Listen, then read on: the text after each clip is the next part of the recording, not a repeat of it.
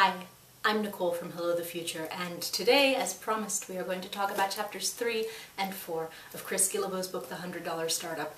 If you do not yet have your copy of The $100 Startup, there's a link down there that takes you to Amazon where you can get it. It is also an Amazon affiliate link, which means if you buy it from that link, I get paid. That's pretty cool. So chapters 3 and 4. Chapter 3 is called Follow Your Passion, ... maybe.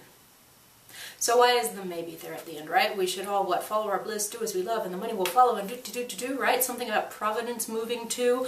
So the deal is that Chris says, look, you can be really excited about something, but you won't be able to get anyone else to pay you for it unless you convert it into some kind of benefit for the end user. That is to say, he uses this example about a gentleman named Gary who likes to travel.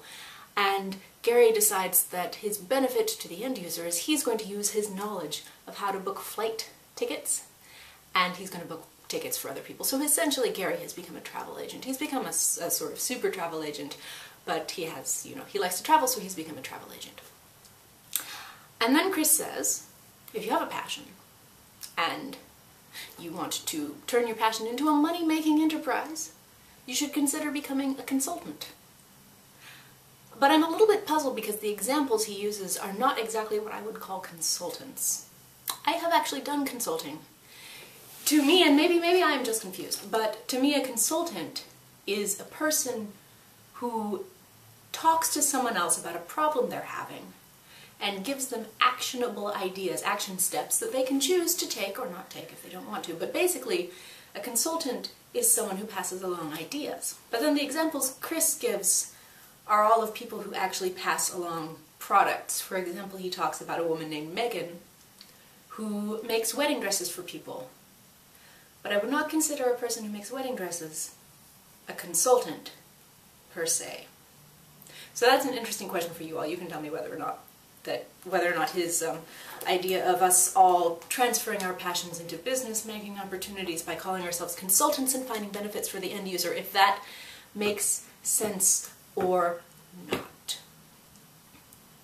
I'm not sure it makes sense for Hello the Future. I have done consulting. I just said I did like 35 seconds ago, right? So I've done consulting, but the consulting I've done for people is specifically about a couple of things. It's about marketing copy on their website, and it's about project management to help them get some of their projects done. This, by the way, is a whole side thing that I do in addition to writing songs and posting them on the internet. So if you have a problem you need solved, if you have a website that needs copy, you can contact me. But that is another story. This is the second time I've asked you to buy something from me in the past 3 minutes, but anyway.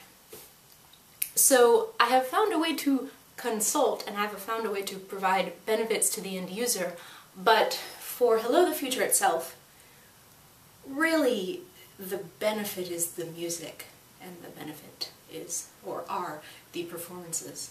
So, in many ways, Chapter 3 is not necessarily applicable to what I do unless I branched it off into, for example, a teaching sort of thing. How to play guitar, not that I really know.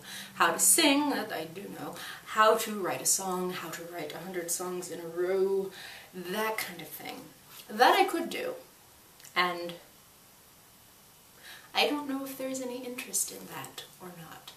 But anyway, that's what I thought of when I read Chapter 3, and I don't know if it is making you think about something else in association with your own business or the ideas in your mind, and if it is, you can tell me. Chapter 4 is called Location, Location, Location is Overrated, and it is pretty basic. It says that thanks to the internet, which we are all using right now, go internet, thanks to the internet, your business can be pretty much wherever it wants, right? So, and then we talk about things like moving to Southeast Asia, where the dollar goes a bit further. Anyway, so that's what Chapter 4 is about. So if you're interested in learning how to build a business that you run entirely overseas, there's a link to buy the book there, and you can find out more. I am also not sure that Chapter 4 applies to Hello the Future, because if I were to leave, if I were to go to Thailand, I would not be able to perform at MagFest. That would be sad. So, Chapter 4 does not apply to me either. Anyway, so those are chapters 3 and 4. They're a bit less useful, I think, than chapters 1 and 2, but we talked about them. Chapters 5 and 6, which I'm apparently doing next week, because now we're going to finish this whole book. Chapter 5 and 6. The new demographics and the one-page business plan. Oh, this will be useful. All right. So the new demographics, I can't even tell you. I don't want to. Don't even look up the word demographics. Seriously, don't spoil yourself for next week. Anyway, that is all. Come back next Tuesday for chapters 5 and 6. Buy the book.